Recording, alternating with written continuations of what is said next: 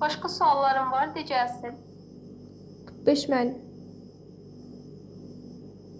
45. A variantına baxaq.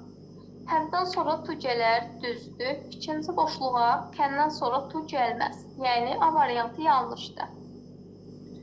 B variantında birinci boşluğa həddən sonra tu gələr, doğrudur. İkinci boşluğa able-dan sonra tu gələr, düzdür. Yəni B variantı doğru cavabımızdır.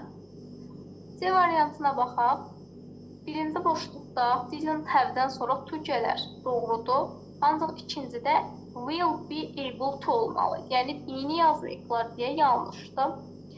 D variantında həddən sonra to gələr, doğrudur. Ancaq could-dan sonra to gəlməz. Ona görə D variantımız yanlışdır.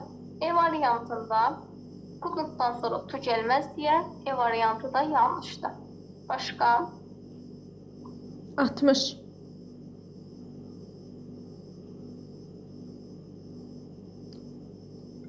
60-cı sualda baxaq, won't have to olmalıydı. Yəni have-dən sonra həmişə to gəlir.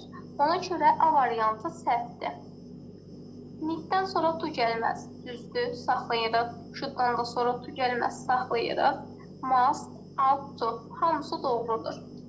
Burada baxırıq ki, hamısı təsdiqdir, biri inkardır. Ona görə B-ni götürürük. Həm də ki, cümlənin tərcüməsinə uyğun gəlir.